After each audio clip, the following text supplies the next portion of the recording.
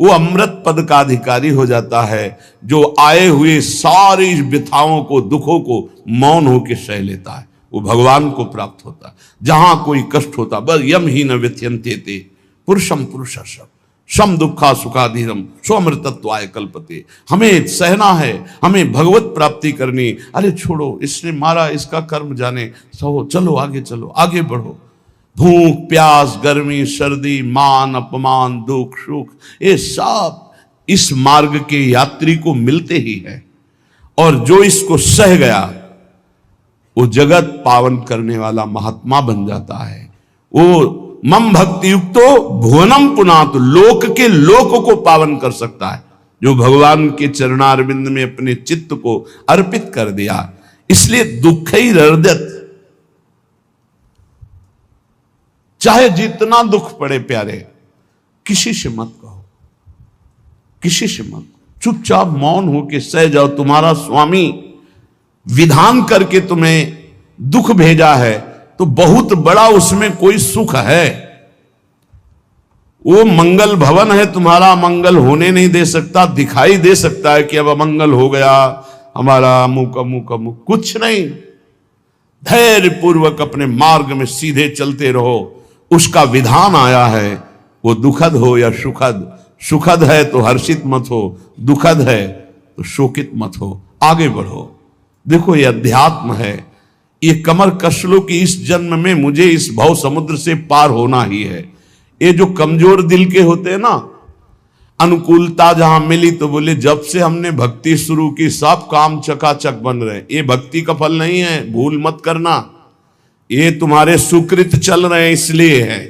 और जिस दिन दुष्कृत का फल आएगा उस दिन भक्ति करते हुए भी कदम रखना मुश्किल हो जाएगा, पग पग पर तुम्हें दुख मिलेगा। इस सिद्धांत को समझ लीजिए तो कभी आप निराश नहीं होंगे, शूरवीर होकर आगे बढ़ते रहेंगे। जो हमारी भक्ति ये नई फसल है, और इस फसल की जो आनंद वृत्ति है वो भगवदानंद है, ज्ञानानंद है, अखंडानंद है, प्रेमानंद है। वो ये भोगानंद नहीं है, विषयानंद नहीं कि भगवान की बड़ी कृपा जो चाह वो भोग मिल गए।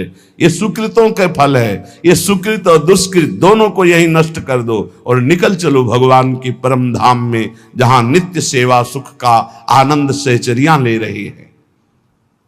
श्रीपाद कह रहे संतर्जयस ताड़यन, कोई मुझे बहुत डांटे, भर्त्सना करे और ताड़यन, पिटाई भी कर दे, मुझे कुछ कभी शिकायत नहीं करनी प्रभु से।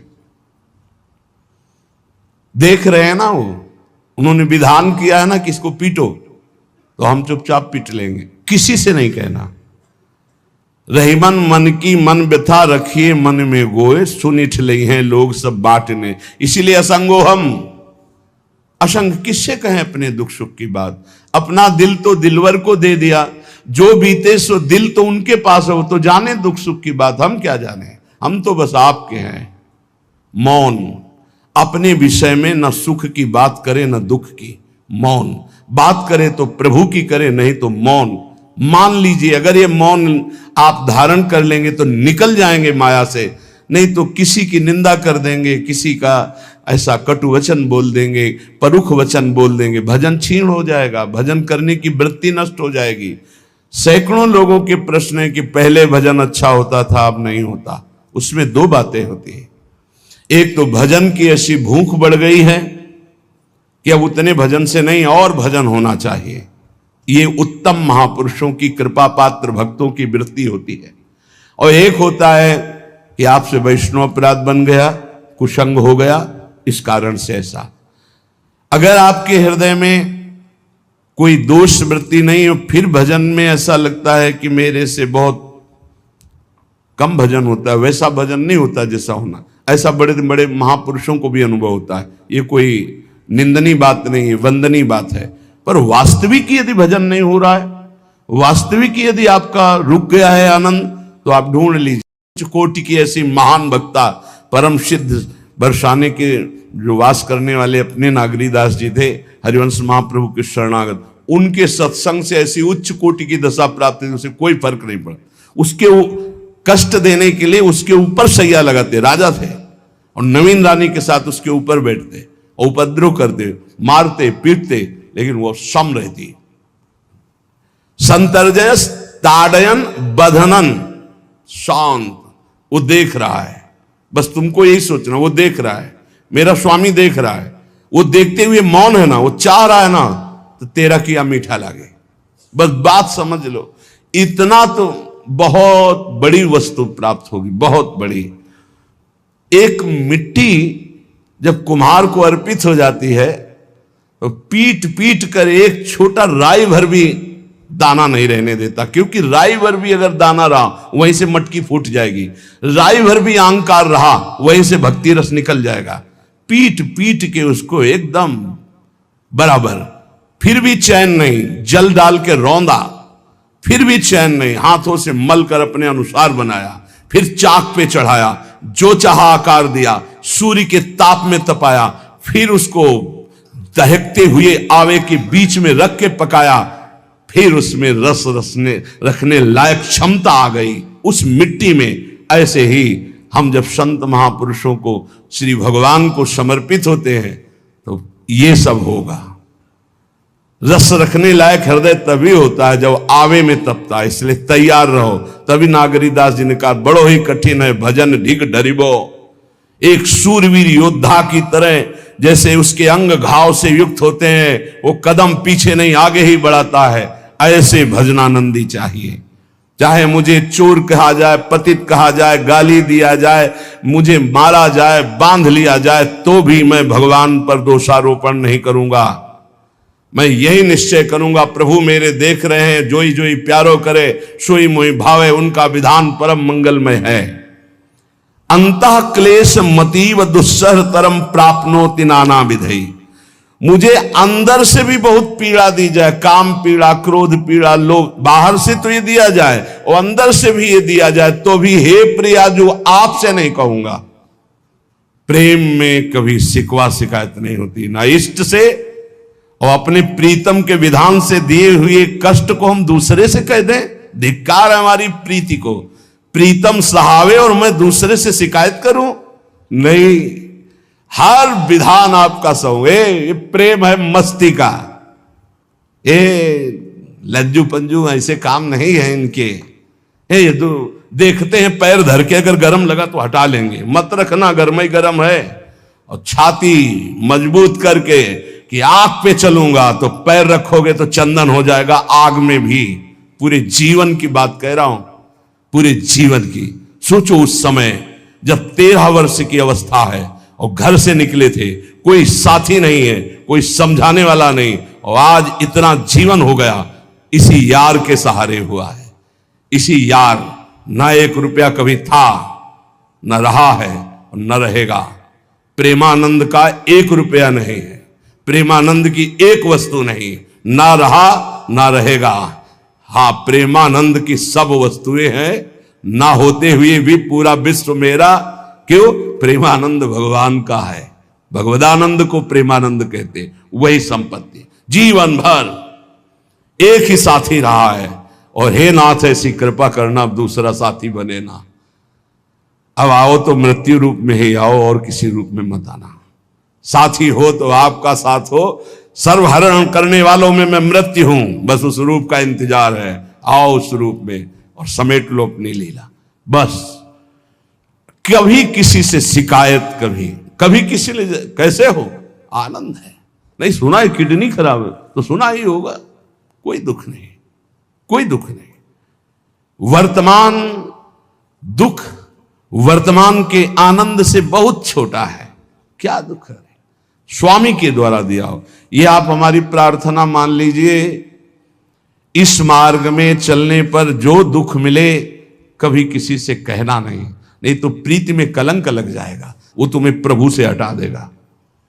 नहीं, रहीमन मन की मन व्यथा रखिए मन में गोए, सुनिठ लई है लोग सब बाट न ली है। ये भगवत मार्ग शूरवीरों का मार्ग। कभी अपनी अंतर व्यथा को किसी से मत कहो। जीवन में अगर कोई हमें कष्ट दे रहा है तो हमारा कर्म है, ना कि कोई व्यक्ति। ये बिल्कुल सिद्धांत तक चर्चा समझ लो। वही व्यक्ति जो मुझे द्वेष करता, वही व्यक्ति जो मुझे कष्ट और दंड देता, वही व्यक्ति प्रणाम करके छाती से लगाकर आंसुओं की धारा से अभिषिक्त किया, तो वो व्यक्ति था या कर्म? जब कर्म भोग हो गया तो वही हृदय से लगा के अश्रुधारा से क्षमा कीजिए, बहुत ऐसा ऐसा। नहीं, आप तो बड़ी कृपा की। व्यक्ति कभी कष्ट नहीं देता, मेरा कर्म उसके ऊपर सवार होकर मुझे दंड देता है, इसलिए मैं किससे कहूं? अपनी जबान से दांत कट जाए तो किससे कहूं? ये जो दांत, इससे जबान हमारी पीड़ा को किससे कहूं?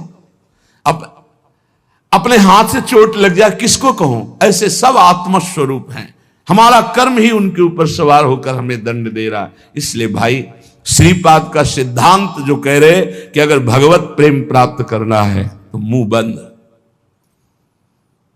22 बाजार में कोड़े मारे गए, एक बार भी श्री कृष्ण से नहीं कहा। पूज्य भाई जी महाराज के जीवन कष्टमय, कभी श्री कृष्ण से नहीं। बाबा नहीं सह पाए, बाबा ने श्री कृष्ण से कहा, श्री कृष्ण चंद्रजू से, ये क्या है, इतना कष्ट क्यों दे रहे हो उनके शरीर को? तो मुस्कुरा दिए, बोले मैं नहीं दे रहा हूं, ये तुम्हारे कर्म का फल भाई जी भोग रहे हैं। ऐसा? बोले हां। सीधे अस्पताल गए, भाई जी से कहा, ये आप हमारा प्रारब्ध क्यों भोग रहे हैं? तो कहा, आज ये कौन सा खेल रच रहे हो बाबा, क्या बात कर रहे हो? जीव का अपना कर्म भोगना होता है या किसी और का निजीकृत कर्म भोग? तो उनका आप हमको बहका नहीं सकते, हमें परम तत्व से पता चला है कि आप हमारे कर्म। तब हंस दिए भाई जी और बोले, देखो हमें कोई फर्क नहीं पड़ता, आपको फर्क पड़ जाता। आप चढ़ो, जिस साधना की चढ़ाई पर चढ़ रहे हो चढ़ो, मंगलमय श्री कृष्ण तुम्हारी यात्रा को पूर्ण करें। हम तो अस्पताल में पड़े पड़े प्रिया प्रीतम के साथ खेल रहे हैं, कोई फर्क नहीं पड़ रहा। ये बड़े महापुरुषों ने अपने कष्ट की तो बात जाने दो, दूसरों के कष्टों को लेकर भोगाए। हम जरा सा कष्ट आ जाए तो बोले हमारी अंदर श्रद्धा थी अब खत्म हो रही क्योंकि कष्ट आने लगा। उसमें भगवान का क्या दोष है? वो तो बड़े कृपालु हैं कि ऐसे पापात्मा होने पर भी मुझे महात्माओं का संग दिया, धाम का वास दे रहे, नाम जपवा रहे हैं। अब हमारे पूर्व प्रारब्ध हमें कष्ट दे रहे हैं, इस समय भी वो हमें दुलार कर रहे हैं। जीव समझता नहीं, केवल दोषारोपण भगवान और भगवत मार्ग पर कर देता है। इसलिए उपासक को अंतः क्लेश मति व दुस्सहतरम, ये जो आप काम क्रोध से जल रहे हो ना, ये तपस्या है, इसका बहुत बड़ा लाभ मिलेगा। और अगर भोग रहे हो ना, गिर रहे हो, पतित हो रहे हो, तो वो सुख नहीं, वो शांति नहीं, वो विश्राम नहीं। और एक बात ध्यान रखना, इस शब्द को याद रखना, ऐसे रहने पर भी हमारे द्वारा जो भी, वो हमारे स्वामी ऐसे लेते हैं, जन अवगुण प्रभु मान न काऊ, दीन बंधु अति मृदुल स्वभाव। कल शाम के पूज्य परमहंस राम मंगलदास जी की वाणी का चिंतन हो रहा था, उसमें कह रहे कि जो 30 मिनट भगवान नाम कीर्तन कर लेता, मेरी बात पर विश्वास रखना हो, उसको भगवत प्राप्ति होगी। 24 घंटे में 30 मिनट नाम कीर्तन कर लेता है और अन्य समय विस्मरण रखता है, तो 30 मिनट का नाम कीर्तन उसे भगवत प्राप्ति करा देगा। तुम्हें जो पाठ प्रिय हो, 30 मिनट पाठ कर लोगे, भगवत प्राप्ति हो जाए, कर लो। और बहुत पहुंचे हुए महापुरुष जिनके चरणों में अपार श्रद्धा है, आप लोग तो रात दिन लगे, आपको भगवत प्राप्ति नहीं होगी। चूक हो जाएगी तो जन अवगुण प्रभु मान न काऊ, दीन बंधु अति मृदुल स्वभाव। अग्नि की ज्वाला के समीप रुई का पहाड़ कितनी देर टिकेगा? कितनी देर टिकेगा? उसके ताप में झुलस जाएगा। ये अग्नि की ज्वाला है भगवान नाम कीर्तन, भगवत यश गुणगान। तो जैसे किसी को लगे कि वो नाम जब भी करता है वो रुचि पूर्वक पाप करता है, असंभव। नाम जापक रुचि पूर्वक पाप कर ही नहीं सकता, उसका हृदय जलेगा पक्का। आप जप करके देख लीजिए, आप जप कीजिए नाम, और फिर आपसे पाप जब बनेगा तो आप फिर हालत अपनी देख लीजिएगा, बार बार हृदय जलेगा, नहीं नहीं नहीं। तो एक दिन वो नहीं सिद्ध हो जाएगा और आप निर्विकार हो जाएंगे। इसलिए अंतः क्लेश, अगर बुद्धि मति वो अति अंदर क्लेश आ रहा है, कभी काम आ रहा है, कभी क्रोध आ रहा है, कभी लोभ आ रहा है, कभी मोह आ रहा है, ये आता रहेगा जब तक भगवत साक्षात्कार नहीं होगा। ऐसा मत समझो कि 2-4 महीने जप करेंगे तो हम सिद्ध हो जाएंगे, ये आता रहेगा। ये बहुत भागवतिक शक्ति से संपन्न है विकार, कोई साधारण नहीं है कि तुम माला जपोगे वो नहीं आएगा, माला जपते समय ही आएगा वो। ये भागवतिक शक्ति से संपन्न, काम क्रोध लोभ मोह तब त्रिभुवन को परास्त कर रहे हैं। ये भगवान के पावर से शक्तिमान है। तुम्हारा अहंकार जब गलित हो जाएगा तो इनका आना ही बंद हो जाएगा। जब तक अहंकार रहेगा तब तक ये आते रहेंगे। तो जो तुम्हारे अंदर जलन हो रही, मत कहो किसी से, सह जाओ, यही तपस्या हो जाएगी, यही भगवान की प्राप्ति का हेतु हो जाएगा। प्रभु के लिए थोड़ा कष्ट सहकर आप आगे बढ़कर देखिए वो कितना आपको प्यार देते हैं। यही कष्ट सहना है, आंतरिक विकारों को सहना, बाहरी प्रहारों को सहना, कभी किसी से ना कहना, ये भक्तों का स्वभाव। मौन, इसीलिए वाणी से मौन, कुछ ना बोलना। हमने एक संत भगवान को देखा, 22-23 वर्ष पहले वृंदावन में कच्चा मार्ग था, एक बोरा रखते थे ऐसे, पागलों जैसा भेष था। तो जब रात्रि के 11 बजे वापस यमुना किनारे से प्रसाद पाके यमुना किनारे गए, यमुना किनारे से जब लौटते थे तो उनको देखते थे अकेले वो बैठे रहते थे। उनकी मुद्रा देख के लगता था भगवदानंद में डूबे हुए हैं। नजदीक बैठे, बोरा उठाया, चल दिया।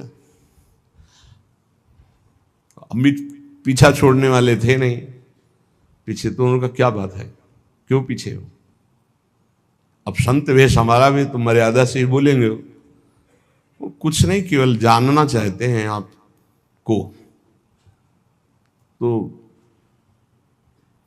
कालीदह की इधर एक तमाल का पेड़, जो श्वेत रंग का एक वृक्ष है, उसका मुझे नाम नहीं याद आ रहा, गुलर जैसा, और वो तमाल में लिपटा हो, अब भी है। दाहिनी तरफ है ये जो खाली जगह पड़ी ऊंची, जो अपने दाहिनी तरफ बर्फ फैक्ट्री के आगे जाते हैं, उसी के नीचे बैठ गए। तो हमने पूछा, आपकी स्थिति देखकर मुझे लगता है आप हर समय भगवदानंद में डूबे रहते हैं। बोले जब लगता है तो प्रश्न क्यों करते हो? हमको आपकी वेशभूषा देखकर। तो बोले जगत से बचने के लिए ये वेशभूषा है। एक बोरा ऐसे जैसे कोई बीनने वाले होते हैं, कबाड़ बीनने वाले, ऐसे बोरा ऐसे रखे थे, गमछा लगाए हुए थे, पूरा शरीर खुला, कोई साधु का वेश नहीं, कोई चिन्ह नहीं, और उनकी स्थिति भगवदानंद में थी। तो उनका ये किसके उपदेश, किस मार्ग के उपदेश, किस इष्ट की आराधना से आपको ऐसी स्थिति प्राप्त हुई? बोले प्रथम पूज्य श्री स्वामी राम सुखदास जी महाराज का सत्संग हुआ, इष्ट देव श्री कृष्ण, इष्ट ग्रंथ गीता, उसी की कृपा से मुझे ऐसा, मैं भारत के हर तीर्थों में वास करता हूं, भ्रमण करता हूं, असंग रहता हूं, और यही वेशभूषा रहती है बड़ा अंदर से। तो भोजन प्रारब्धवशात जो सामने आ जाता है उसे पा लेता हूं, नहीं आता भूखा रहता हूं। तो कहा अगर हम मधुकरी ले आवें कभी आप जिससे, तो पालेंगे? बोले दे देंगे तो पालेंगे। दूसरे दिन मधुकरी लेकर के, तो रोज हमारी उनके चरणों में श्रद्धा, क्योंकि उनका रहना और चिंतन दोनों, रहनी और चिंतन बड़ी प्रशंसनीय। जो वीतराग परमहंस हो गया, अक्षर सा वैसे, कुछ पास नहीं, केवल बोरा, वो नाटक के लिए बोरा कि कोई समझे कबाड़ बिनने वाला, और एक गमछा ऐसे रंग बिरंगा, बस कुछ नहीं, कोई भागवतिक चिन्ह नहीं। एक दिन देखा वो पड़े मक्खियां भिन भिना रही, तो नजदीक गए, क्या होगा? कहा चुप जाओ। कहा बोलिए ना। बोले वमन और शौच दोनों हो रही है, शरीर बिगड़ गया है। तो हम कहा औषधि के लिए हम व्यवस्था, बोले इसलिए कह रहा हूं आप बच जाइए। तो हम कहा हमें बता तो दीजिए क्यों नहीं? तो बोले आया हुआ प्रारब्ध है, इसको हंस के भोगना है। ऐसे कोने में साइड में ऐसे पेड़ के किनारे पड़े, 2-4-10 दिन जो भी व्यवस्था उनकी बनी, फिर वो हमको दर्शन नहीं मिले, अन्य तीर्थों में चले गए होंगे। ऐसा महापुरुष, क्या हम अपने शरीर को इतना प्यार करें कि भगवान से श्रद्धा हो जाए, भक्ति मार्ग में हम लड़खड़ा जाएं, फिर सत्संगी किस बात का? ये पक्का समझ लीजिए, ये जो भगवत मार्ग है ये शूरवीरता का मार्ग है, सहन करने का मार्ग है।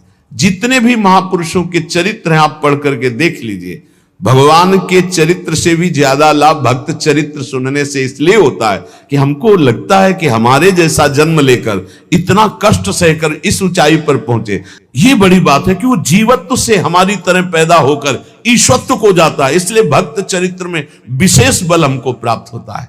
क्या क्या कष्ट सहते, और आप खुद देख लीजिए, आपको जितना कष्ट है उससे बड़ा सुख है कि नहीं, अंदर देख लीजिएगा तो इसी से अनुमान लगा लीजिए। जितना बड़ा कष्ट उससे कई गुना बड़ा सुख भगवान देते हैं, तभी वो उनका यश गाते रहते हैं। ऐसे थोड़ी होता है कि हमारे भगवान का हम भजन करते, हमारे साथ न्याय नहीं हुआ।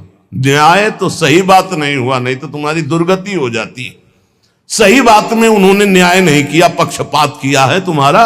अगर वो सही न्याय करते तो ईमानदारी से कहते हैं केवल नरक के कीड़ा ही बनना पड़ता और कुछ नहीं है।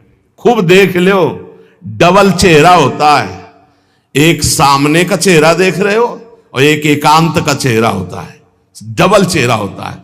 और भगवान डबल रखो चाहे तिबल, सब देखते हैं। सब हम बैठे हुए देख लो ईमानदारी से वृंदावन की भूमि में। एक चेहरा है जय श्री राधे, और एक चेहरा है जो राक्षस है अंदर बैठा। देख लो, अंदर देख लो, बिल्कुल इस समय सीसी कैमरे में हो, अंदर देख लो, एक राक्षस बैठा है।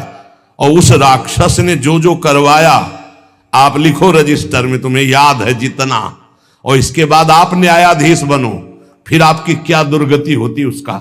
इससे ऐसे होता है, हे प्रभु, तब इतना इमाम मचता है, तब उनकी कृपा नजर आती है। ये बोले भगवान ने न्याय नहीं किया, हम कहते सच्ची बात तुम कह रहे हो प्यारे, न्याय नहीं किया इसीलिए बचे हुए हो। अगर वो न्याय कर देता, पक्षपात न लेता तुम्हारा, तब तुम्हारे होश उड़ते, चाहे जो कोई हो। अपना रजिस्टर जांच के देख लो। इसलिए कहते हैं कि सबकी जीवनी शुक्ल पक्ष की लिखी जाती है, कृष्ण पक्ष की तो केवल उसी की छाती जानती, दूसरा नहीं। हृदय में जितने विकार, हृदय में जितना अंधकार, हृदय में जितना कूड़ा करकट, वो तो हम जानते हैं कि हमारी स्वामिनी की कृपा ने कितना निर्मल किया है। तब उनकी स्वामिनी जू मुझ जैसे अपराधी के अपराधों का विस्मरण करके आप ऐसी कृपा, तो आपको लगता है कि संतों की एक दैन्य भाषा होती है। नहीं, ईमानदारी से संत कभी झूठ नहीं बोलते। जैसे कह रहे हैं कि मौसम कौन कुटिल खलकामी, तो अंतर ये होता है कि आंख में जैसे थोड़ा पड़े तो बहुत बुरा लगता है, और पीठ में इतना बड़ा तिनका चला जाए तो कुछ समझ में नहीं आता। संतों का हृदय आंख जैसा होता है, थोड़ी सी भी गलती में हाय हाय मच जाता है। धिक्कार है तुम्हारे जीवन को, अपने को तुम क्या समझते हो, क्या है तुम्हारे अंदर विचार। और जो मलिन अंतःकरण वाला था, भारी भारी पाप करके भी उसको पश्चाताप नहीं होता। संत जनों को एक पाप की जरा सी वृत्ति की आभास स्फुरना, वो पूरा पाप नजर आने लगता है उनको, क्योंकि इतना निर्मल हृदय होता है। तो सच्ची कहते हैं कि जैसे घोड़ों की लगाम पकड़े हुए श्री कृष्ण अर्जुन की बैठे हैं, ऐसे अपने भक्तों की लगाम पकड़कर बैठ जाते हैं, तो यात्रा अध्यात्म की ऊंचाई की चलती, किसी की सामर्थ्य नहीं।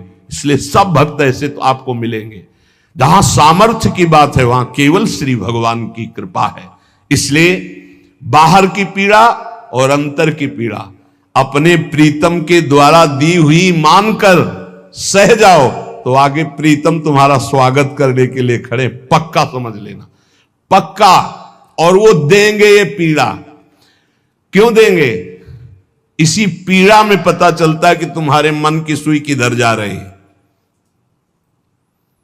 प्रताप राय जी महाभागवत थे, बड़ा चरित्र है।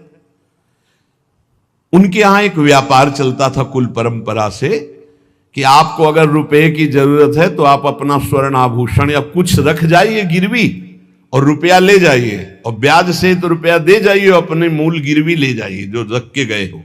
यही उनकी कुल परंपरा से चल। तो उसी के आधार पर वो कुल परंपरागत कर्म कर रहे थे।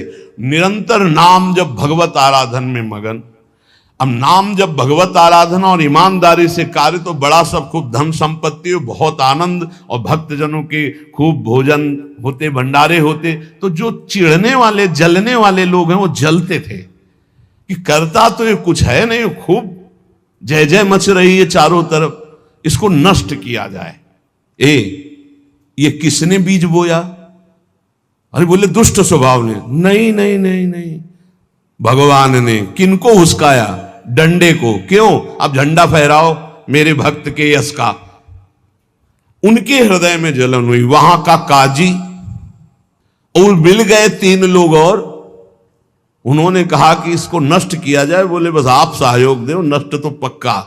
बोले कैसे? बोले प्लान तो सब हमारा बन गया है। अब झोली में कंकड़ भरे। अब प्रताप राय जी, बेटी का ब्याह है, 10,000 मुद्रा चाहिए। बोले गिरवी? बोले है, स्वर्ण मुद्राएं। अब वो इतने ईमानदार, विश्वास, बोले बॉक्स रखा रहता है, उसी में रख दो, दस्तखत करो, 10,000 रुपये लो, ब्याज सहित दे जाना, अपना ले जाना। थोड़ी देर बाद दूसरा आया ऐसे, फिर तीसरा आया, वो तो उनका व्यापारी था। 5 दिन बाद वापस आया और काम बन गया, ब्याज सहित ये रुपये लो, हमारा आभूषण वापस करो। बोले जहां रख गए थे वैसे उठा लो। बाक्स से उठाया ऐसे, अरे देखो कितना नाटक करता है, माला जपता है, भगत बनता है, हमारे स्वर्ण आभूषण हटाकर कंकड़ पत्थर भर दिए। अब लोग तो आश्चर्यचकित हो रहे थे कि ये भगत जी तो ऐसे है नहीं। इतने में दूसरा आया, उसने भी वही नाटक शुरू। तीसरा आया, उस अब तो पक्का हो गया कि पाखंड करता है। लोगों की श्रद्धा को कपूर कहा गया है। कपूर ऐसे बाहर रखो ना तो उड़ जाता है ना, ऐसे ही श्रद्धा है। अगर उसको आप मजबूती, विश्वास की मजबूती में नहीं रखोगे तो श्रद्धा उड़ जाएगी। अब तो सब कहने लगे कि प्रताप राय तो बहुत ही पाखंडी निकला। अब हाहाकार मच गया। इसके बाद काजी, वो तो सब मिले हुए थे, काजी ने बादशाह के सामने बात पेश की। काजी के इशारे से बादशाह ने हुक्म दिया इनको बंदी बना लिया जाए, सारी संपत्ति जब्त कर ली जाए। अब राज सैनिक बंदी बना लिए प्रताप राय जी को, सारी संपत्ति जब्त होने लगी। तो उन्होंने अपनी पत्नी से इशारे से कहा, ठाकुर जी लो और भाग जाओ अपने मायके, ठाकुर जी को बचाओ। ऐसी स्थिति में याद क्या है? ठाकुर जी को बचाओ, उनका भोग राग चलता रहेगा, हम तो जेल में कष्ट भोग लेंगे। ऐसा ही हुआ। वो पीछे की खिड़की से अपने ठाकुर जी को लेके सब तहस नहस हो गया। म्लेच्छ सेना साहब नष्ट भ्रष्ट कर दिया, बंदी बनाया, उनको ले गए, जेल में डाल दिया। कुछ लोगों ने कहा कि महाराज अभी ठाकुर जी अष्ट धातु के हैं, बहुत महंगे हैं, उनकी पत्नी इसीलिए लेके भाग गई है। मायके से पत्नी को भी बंदी बनाया, ठाकुर जी को भी संपत्ति के रूप में जब्त किया, और जहां संपत्ति थी वहां गोदाम में ठाकुर जी को ऐसे जैसे संपत्ति डाल दी वैसे डाल दी। जब पत्नी नजदीक हथकड़ी बेड़ियों के सहित, और वो तब एकांत जब हुए तो उनका, प्रभु आज तक मैंने कभी आपसे मांगा नहीं और कोई शिकायत नहीं की, बस एक कष्ट है इस समय कि आपको गोदाम में डाल दिया गया है। हम प्राणों से अधिक आपको प्यार करते हैं और आपको भोग नहीं लगेगा, आपकी सेवा नहीं होगी, ये हम बर्दाश्त नहीं करेंगे। प्रभु कुछ उपाय करो जिससे आपकी सेवा, अगर हमें ये पता भी चल जाएगा कि आपको भोग लग रहा है तो आजीवन हम पति पत्नी को जेल में रखो, मुझे कोई कष्ट नहीं। प्रभु ये सब कुछ हुआ, मुझे कोई कष्ट नहीं, आपको भोग नहीं लगेगा, इस बात से मैं जीवित नहीं रह पाऊंगा। भगवान देर थोड़ी लगी युगल सरकार गलवैया दिए हुए, इस स्थिति में भी तुम्हें मेरी चिंता है? तुम्हें अपने अपमान की, अपनी संपत्ति जब्त की, अपने जेल की दुख की कोई चिंता नहीं, मेरी चिंता है। वही साक्षात्कार हुआ। अब तत्काल, अब वो तो चाबी बदलने वाले हैं ना, ज्ञानी मूढ़ न कोय, जस जय का रघुपत करे तस ताही क्षण होए, बोले भियस महेश तब ज्ञानी मूढ़ न कोय। उस वहां का जमींदार जो था उसने कहा ऐसा हो ही नहीं सकता, यह सब गलत है, पाखंड रचा गया है प्रताप राय जी के प्रति। बादशाह के सामने विरोध प्रकट कर दिया, नहीं सही जानकारी जांच हो।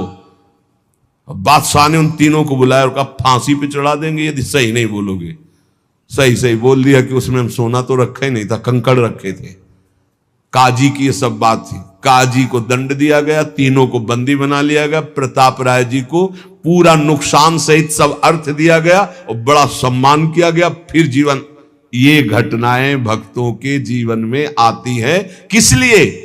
भगवत साक्षात्कार कराने। भगवत साक्षात्कार जेल में प्रताप राय और उनकी पत्नी को हुआ। इसलिए उपासक को कितनी भी परिस्थिति कष्ट की आवे, वो तुम्हारे आनंद का वर्धन करने वाले बनेगी, विश्वास रख लीजिए। बस किसी से सहयोग मत मांगना और किसी को अपनी बात मत कहना। प्रताप राय जी ने किसी से भी नहीं कहा, कुछ भी नहीं बोले, केवल प्रभु से कहा कि आपकी सेवा अगर हमको कान में सुनने को मिल जाएगी कि आपका भोग लग रहा है तो मुझे कोई कष्ट नहीं होगा, लेकिन ये मैं नहीं सह पाऊंगा कि आप गोदाम में ऐसे, क्योंकि मैं जीवन भर आपको दुलार करता रहा हूं प्रभु। अब वही भगवत साक्षात। तुम्हारी सुई कहां जाती है मन की? कष्ट की स्थिति में कोई मित्र, कोई रिश्ते नातेदार, कोई पावर काम आता है या भगवान की तरफ जा? अगर भगवान की तरफ तो जीत गए, और अगर संसार की तरफ ऐसे भी मिलने, आप बिल्कुल फोन कर देना, हम तुम्हें अमर कर देंगे, नहीं फाड़ के फोन नंबर फेंक देना कि हम रखेंगे भी नहीं ऐसा नंबर। जब कोई नंबर नहीं होता तब हरि का नंबर लगता है। जिसके पास किसी का फोन नंबर नहीं होता उसका हरि का नंबर लगता है। ध्यान दे दो, कलयुग है इसीलिए सबके पास नंबर भेज दिया है। सबके पास नंबर है क्योंकि हरि से फोन नहीं कर सकते। हरि का फोन जानते हो कैसा होता है? जब आर्थ होकर अनाथ भाव से असरण कोई नहीं मेरा, तब हा नाथ, वो फोन नंबर। भाव से मुझको पुकारे तो भाव से बेड़ा पार है, भाव पूरित टेर ही करती मुझे लाचार है। भाव बिना भगवान आवाजें नहीं सुनते, भाव सुनी पुकार भगवान नहीं सुनते। भाव कब आता है? बाजार में थोड़ी मिलता है। किसी से हमारा संबंध नहीं। ये जीतना है तो ये बातें पकड़ लो सत्संग की। कोई विपत्ति दुख आने पर अगर किसी का नंबर आपको याद आवे कि अगर हमें विपत्ति आएगी तो कौन सा नंबर याद आएगा? बोले अमुक का, उसको डिलीट कर दो। नहीं, अमुक का नंबर नहीं रखेंगे हम, श्री जी का। श्री जी का नंबर क्या है बताया तुम्हें? क्या है? बस कोई नंबर नहीं तो श्री जी का नंबर है। हे लाडली, हे प्रिया, कोई